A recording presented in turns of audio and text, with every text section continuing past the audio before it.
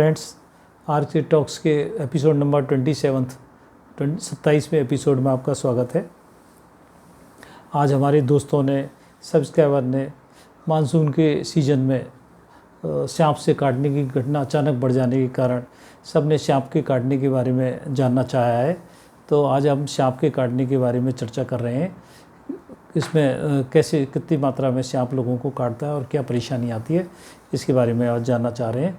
तो काटने से पहले अपन थोड़ा सांपों के बारे में जानते हैं कि सांप क्या चीज़ है और कैसे काटते हैं और कैसे क्या करते हैं, इनका विष कितना घातक आता है, वो आज अपन जानते हैं। पूरे विश्व में, पूरी धरती पे करीब 2700 किस्म के सांप पाए जाते हैं। 2700 प्रजाति हैं इनकी जो पूरे विश्व में पाई जाती हैं।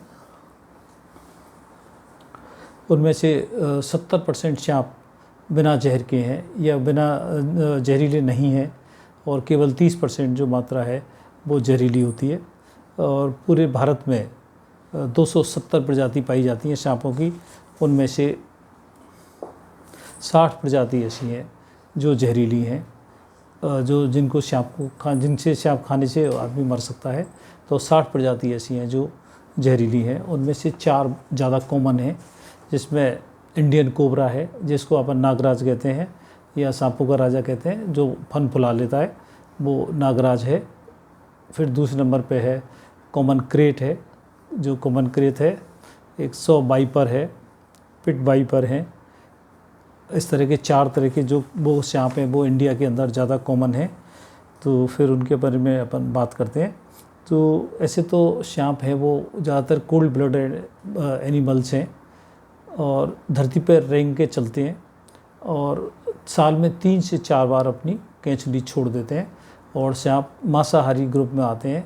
ये मतलब वो नहीं खाते हैं, घास फूस नहीं खाते हैं, केवल जानवर है जैसे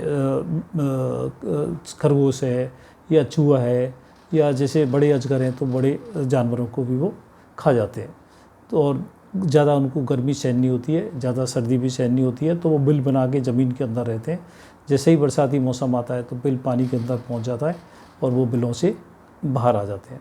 और वो साल में 3 से 4 बार अपनी केंचुली छोड़ देते हैं।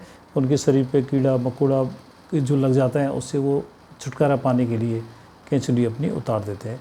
तो अपने लिए गाइड होता है, जैसे कहीं घूमने जाएँ या किसान कहीं काम करते हैं, अगर उनको केंचुली दिख जाती है तो वो सावधान हो जाएं, कई सांपों का घर है, कई यहाँ सांप हो सकते हैं। तो अपन को ये देखना है कि सांप कितने घातक होते हैं। तो पूरे विश्व में, पूरे विश्व की बात कर रहे हैं, पूरे विश्व में करीब 50 लाख लोगों को सांप डस लेते हैं। उनमें से 1 लाख लोगों की मृत्यु हो जाती है। लेकिन सबसे बड़ी परेशानी और सबसे बड़ी आश्चर्य की बात है कि जो 1 लाख पूरे विश्व में मौत होती है, उनमें से आधी अकेले भारत में होती है। मतलब 50,000 लोगों की भारत में सांप खाने से मृत्यु हो जाता है, क्योंकि उनकी टाइमली उनको ट्रीटमेंट नहीं मिलता है, टाइमली उनका उपाय नहीं बैठता है। तो पूरे विश्व की आधी लोग, मतलब 50% लोग भारत में ही सांप के खाने से मरते हैं। इसलिए ये बहुत ज़्यादा इम्पोर्टेंट टॉपिक हो गया है कि 50% लोग अनटाइमली, मतलब उनकी डेथ हो जाती है और पूरी प्रॉपर ट्रीटमेंट उनको नहीं मिल पाता है। तो आज इसके बारे में अपन जानते हैं। तो सबसे पहले तो अपन ये जानते हैं कि सांप कैसे होते हैं, कितनी तरह के जहर वाले होते हैं और कौन कौन से सांप होते हैं। तो सांप बहुत थ्रेड लाइक भी हो सकते हैं, बिल्कुल मामूली छोटी साइज़ के भी हो सकते हैं और बहुत बड़े अजगर के रूप में हो सकते हैं।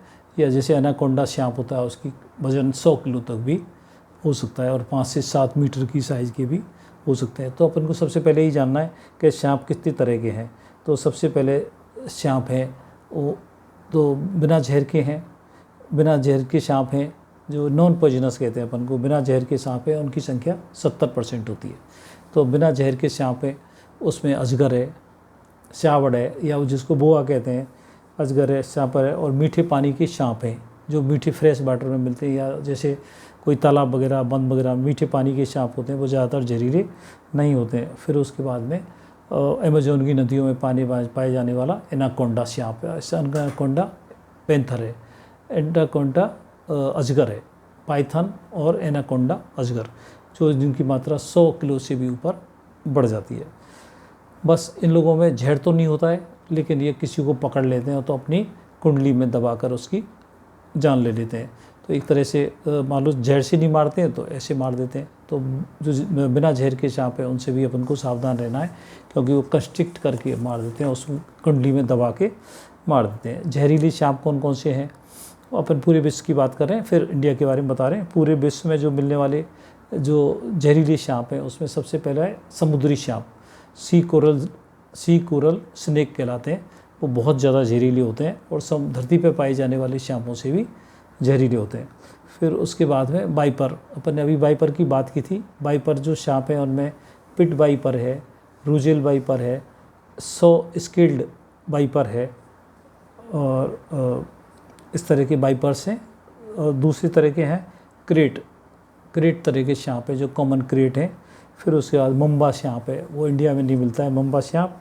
फिर उसका सबसे जहरीला पूरी धरती पर सांप मिलता है ताइपेन नाम का जहर है, वो एक हाथी को भी मार सकता है। अमेजोन के जंगल हैं वहाँ पे ये देखने को मिलता है, या कुछ ऑस्ट्रेलिया में भी ये मिलता है। तो सबसे दुनिया में पाया जाने वाला सांप जहरीला ये किंग कोबरा से भी, नागराज है उससे भी ज़्यादा जहरीला ताइपेन सांप है। फिर उसके बाद है रेटल स्नेक है और कॉपर हेड स्नेक होते हैं। इस तरह के स्नेक होते हैं। इंडिया में ज़्यादातर 4 वैरायटी पाई जाती हैं, वो मैंने पहले ही बताया था। एक तो किंग कोबरा है, पहले नंबर पे तो किंग कोबरा है जो नागराज है। दूसरे नंबर का रूजेल वाइपर है। फिर उसके बाद 100 स्किल्ड वाइपर है। फिर उसके बाद कॉमन क्रेट है। इस तरह के 4 सांप इंडिया में ज़्यादा कॉमन है, जिनके खाने से ज़्यादातर लोग मरते हैं। और उसमें से 2/3% रूजेल्स वाइपर की होती है। तो उसमें सबसे ज़्यादा नागराज से भी ज़्यादा सांप किससे मरते हैं, रूजेल वाइपर के खाने से मिलते हैं। तो फिर अपन को ये जानना है कि इनके जहर में क्या है जिससे परेशानी मरीज को आ जाती है। कौन सा जहर है जो मरीज को या आदमी को नुकसान पहुंचा देता है, और कैसे नुकसान पहुंचाता है जहर। तो सबसे पहले न्यूरोटॉक्सिन है, जो सीधे दिमाग को अटैक कर देते हैं, और सांस उसकी रुकने से दिमाग को खून की सप्लाई कम हो जाती है, ऑक्सीजन की सप्लाई हो जाती है, कम हो जाती है, और तो वो आदमी सीधे बेहोशी में पहुंच जाता है और उसकी उसमें मृत्यु हो सकती है। तो पहला टाइप है न्यूरोटॉक्सिन। और दूसरे तरह के हीमोटॉक्सिन, जो खून का पतला कर देते हैं, खून में जो थक्का बनाने की जो प्रक्रिया है उसको धीमा कर देते हैं। तो सब जगह से उनके शरीर में से खून निकलने लग जाता है। जैसे काटने की जगह से खून आ जाता है, मुँह में से खून आ जाता है, थूकने में खून आ जाता है, या कहीं से भी उसको खून आ जाता है। तो 2 तरह के हो गए, न्यूरोटॉक्सिन हो गए और हीमोटॉक्सिन हो गए। तीसरा तरह कार्डियोटॉक्सिन, जो सीधे हार्ट पे जो मसल्स हैं, हार्ट की मसल को पैरालाइज कर देते हैं, वो कार्डियोटॉक्सिन है। फिर उसके बाद में साइटोटॉक्सिन है, जो सेल्स हैं बॉडी की उनको परेशान कर देते हैं। और फिर है मायोटॉक्सिन, तो जो मसल्स हैं शरीर की, जो मांस है उस पर अटैक करती हैं, उससे रेब्डोमायोलिसिस हो जाता है। तो उसकी मरीज को तुरंत किडनी फेलियर में पहुंच जाता है, हाइपर पोटेशियमिया हो जाता है। पोटेशियम की मात्रा बहुत एक्सक्रीट होती है, मसल डाइजेस्ट होती है तो पोटेशियम एक्सक्रीट होता है, और उससे किडनी फेलियर में पेशेंट पहुंच जाता है। खाने के तुरंत बाद ही या कुछ टाइम बाद ही मरीज को दोनों किडनी फेल हो जाती हैं। तो इस तरह के 5 टॉक्सिन हैं, न्यूरोटॉक्सिन्स, हीमोटॉक्सिन, साइटोटॉक्सिन, कार्डियोटॉक्सिन और साइटोटॉक्सिन। इस तरह के 5 हैं, और एक एंजाइम सब में मिलता है। सभी सांपों में जो जहरीले सांप हैं वो है हाइलोरोनिडेज। एक एंजाइम है जो हर सांप के जहर में मिलता है। वो क्या करता है, जो जहर है उसको घुलने का काम करता है। वो एंजाइम्स को जो शरीर आसपास जो टिश्यू है, जो मांस है, उसको गला देता है और जहर आराम से शरीर के अंदर पहुंच जाता है।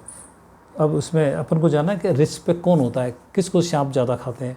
तो एक तो सबसे पहले लोग हैं जो खेती से संबंधित काम करते हैं, जो किसान हैं, खेती से कोई भी तरह का काम कर रहे हैं, जोतने से बोने से लेकर कोई भी खेती का काम कर रहे थे, वो ज़्यादा उसके लिए प्रोन होते हैं, या जिनको ज़्यादातर सांप खा सकता है। दूसरे तरह के लोग हैं जो निर्माण कार्य कर रहे हैं, जो निर्माण कार्य में जुटे हुए हैं, जैसे मकान बनाने का काम है, सड़क बनने का काम है, छत बनाने का काम कर रहे हैं, पुल बनाने का काम कर रहे हैं, रेलवे लाइन डल रही है उसका काम कर रहे हैं, कोई निर्माण कार्य कर रहे हैं। तो जहाँ मिट्टी खोदेंगे करेंगे, जहाँ सांप के बिल होंगे तो सांप उनको अचानक ही खा जाता है। और तीसरे तरह के जो जंगलात में काम करते हैं, जैसे फॉरेस्ट डिपार्टमेंट के, आजकल क्या है कि सब जगह फॉरेस्ट में लोग काम कर रहे हैं, या बहुत सारे लोग अब घूमने की सैरगाह बन गई है, जहाँ पे जंगली जानवर रहते हैं, लोग देखने जाते हैं, ओपन सेंचुरियाँ वहाँ जाते हैं, तो वहाँ भी सांप खाने का खतरा बढ़ जाता है। और चौथे तरह के लोग हैं टूरिस्ट, जो अचानक ही कहीं जगह ऐसी जगह पहुंच गए जहां सांपों का क्षेत्र था और उन्हें उसका आवास नहीं था, तो ऐसे लोगों को तुरंत ही सांप खा सकता है। तो इस तरह के लोग हैं जिनको सांप खा सकता है। तो अपन को यह देखना है सांप खा जाता है तो उससे क्या होता है, मरीज को क्या परेशानी आती है। सबसे पहला है साइकोलॉजिकल परेशानी, उसको एकदम अचानक से डर लग जाता है, तो उसको साइकोजेनिक शौक हो जाता है, उसको अचानक ही शौक लग जाता है कि उसको मेरे को सांप खा गया, अब मैं बचूंगा कि नहीं बचूंगा। तो सबसे पहले उसको डर लगना, फिर उसके बाद में उसको उल्टी आना, मिचली होना, उस उल्टी मिचली जैसा जी हो जाता है। फिर उसके बाद में है उल्टी मिचली के फिर सांस लेने में उसको परेशानी आना, बेहोशी आना, चक्कर होना, नब्ज़ की गति तेज़ चलना, पसीना आना, सांस का बढ़ जाना और बेहोशी आ जाना, डबल दिखाई देना और फिर उसके बाद में बेहोश हो जाना, ऐसी उसको परेशानी आती है। और चमड़ी को देखेंगे तो चमड़ी ठंडी हो जाएगी और नब्ज़ की गति बढ़ जाएगी और सांस लेने की स्पीड भी बढ़ जाएगी। और जहाँ से मान लो कोई हीमोटॉक्सिन टाइप का सर्प था, सांप था, तो वहाँ से खाने वाली जगह से खून आ सकता है। तो ऐसे लक्षण उसको सांप के खाने से तुरंत आते हैं। फिर उसके बाद में अपन क्या करना है, जैसे सांप खा गया और अपन को पता लग गया तो क्या करना है। तो सबसे पहले फर्स्ट एड में साबुन के पानी से, मान लो मिलता है पानी तो साबुन के पानी से उसको धोएं। फिर उसके बाद में प्रेशर बैंडेज, जैसे इलास्टिक पट्टी होती है तो उसको चौड़ा के उसको बांध दें, प्रेशर बैंडेज कहते हैं उसको। और रस्सी से या उससे सूतली से नहीं बांधें, उसको टाइट बंधे से उसके खून की सप्लाई बंद हो जाती है। और ऐसी स्थिति में ज़्यादातर जो सांप को काटने के एम्पुटेशन होता है या हाथ या पाँव काटने पड़ते हैं, वो इसी वजह से होता है कि अपन जो टर्निकेट कहते हैं उसको बहुत लंबे टाइम तक रस्सी से बांध देते हैं तो खून की सप्लाई उसकी बंद हो जाती है और वो पार्ट डेड हो जाता है, उसमें गैंग्रीन डेवलप हो जाती है। तो सांप के काटने से तो मृत्यु नहीं होती है कभी कभी बिना जहरीली के, लेकिन काटने से ज़रूर उसकी अंग खराब हो जाता है और उसको गैंग्रीन कहते हैं, तो वो हिस्सा काटना पड़ता है। वो इसका बहुत इंपॉर्टेंट एस्पेक्ट है कि सभी लोग सांप के खाते बंधन लगा देते, उसको बांध देते हैं, बहुत कड़क करके बांध देते हैं। तो आजकल की जो मॉडर्न थेरेपी है वो ये कह रही है कि उसमें कट भी नहीं लगाना चाहिए, जैसे पुरानी जगह लगाते थे, मुँह से जहर को खींचते थे, वो भी नहीं करना चाहिए, ऐसा कुछ करना नहीं चाहिए। और उसको जल्दी से हॉस्पिटलाइज करवाना चाहिए, उसको अस्पताल में भेजना चाहिए, क्योंकि अस्पताल में जाने से उसको जो बीपी डाउन हो गया है और उससे जो सांस लेने में जो परेशानी आ रही है वो मरीज़ वहाँ पे स्टेबलाइज हो जाएगा। और स्टेबलाइज में अस्पताल में उसका क्या ट्रीटमेंट होगा, सबसे पहले तो उसको फ्लूइड लगेगा, आईवी फ्लूइड लगेगा। फिर उसके बाद में जैसे मान लो सांस लेने में परेशानी आ रही है तो हो सकता है उसको सांस में ट्रैकेस्टोमी करनी पड़े और वेंटिलेटर पे रखना पड़े। फिर उसके बाद में है सबसे जो इम्पोर्टेंट चीज़ है वो है सीरम, एंटी स्नेक विनम सीरम। तो एक पॉलीवेलेंट वो है सीरम है जिसमें 4 सांप है, मैंने पहले से बताया इंडिया में 4 सांप मिलते हैं, उसके अगेंस्ट ये काम करता है। उसमें किंग कोबरा है, रूजेल्स वाइपर है और 100 स्किल्ड वाइपर है और उसके बाद में क्रेट है। तो 4 तरह के लोगों को ये बहुत अच्छी तरह से काम करता है। अगर खाने के 4 घंटे बाद ही अगर ये लगाया जाए, सीरम लगाया जाए तो बहुत जल्दी ये काम कर जाता है। सीरम की खोज 1895 में एक फ्रेंच साइंटिस्ट द्वारा की गई थी और सबसे पहले उसने, आश्चर्य बात यही है कि इंडियन कोबरा पे ही इसकी परीक्षण किया था। तो जो रूजेल्स वाइपर है उसकी एक बाइट में, एक बार मान लो सांप खाता है तो अपना 60 मिलीग्राम जहर आदमी की शरीर में पहुंचा देता है। तो जो सीरम होता है, सीरम उसकी बाइल है, उसको 10 से 30 बाइल की उसको ज़रूरत हो जाती है उसको न्यूट्राइज करने के लिए, और एक बाइल की कीमत करीब 500 रुपये पड़ती है। तो ये थोड़ा सा परेशानी वाला काम है, लेकिन गवर्नमेंट ज़्यादातर बड़े हॉस्पिटल्स में इसकी सप्लाई चल रही है तो इसलिए परेशानी की कोई बात नहीं है। पर सबसे बड़ी बात यह है कि 24 घंटे तक ही ये ज़्यादातर असर करता है सीरम। उसके बाद मान लो लेट मरीज जाता है तो फिर सीरम लगाने पर भी ज़्यादा कोई फ़ायदा नहीं होता है। फिर उसके बाद मान लो न्यूरोटॉक्सिक वो है तो फिर ऐसे मरीज़ को नियोस्टिग्मिन की ज़रूरत पड़ जाती है, एट्रोपिन की ज़रूरत पड़ जाती है और ब्लड की ज़रूरत पड़ जाती है। और मान लो उसकी किडनी फेल हो रही है तो फिर डायलिसिस की भी ज़रूरत पड़ जाती है, और जहाँ पैर ख़राब हो गया तो एम्पुटेशन करने की, इस तरह की ट्रीटमेंट की उसको ज़रूरत पड़ जाती है। फिर अपन को ये देखना है कि अपन सांप नहीं खाए, इसके लिए क्या करें, सांप खाने से अपन कैसे बचें। तो सांप खाने से बचने के लिए अपन को क्या करना है कि ज़्यादा ऊंचे जूते पहने, जैसे हंटर शू कहते हैं इसको। जैसे आप घूमने जा रहे हैं या फॉरेस्ट में जा रहे हैं, ज़्यादातर जो सांप खाता है वो पैरों पे ही खाता है, क्योंकि वो नागराज ही केवल फन को ऊंचा उठा सकता है और सांप अपने फन को ऊंचा नहीं उठा सकते हैं।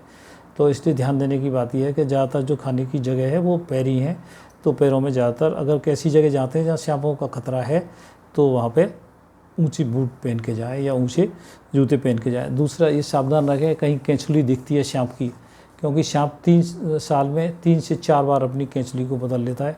तो केंचुली कहीं दिखाई देती है तो समझ जाओ यहाँ सांपों का डेरा है, तो उस जगह से अपन को बचना है।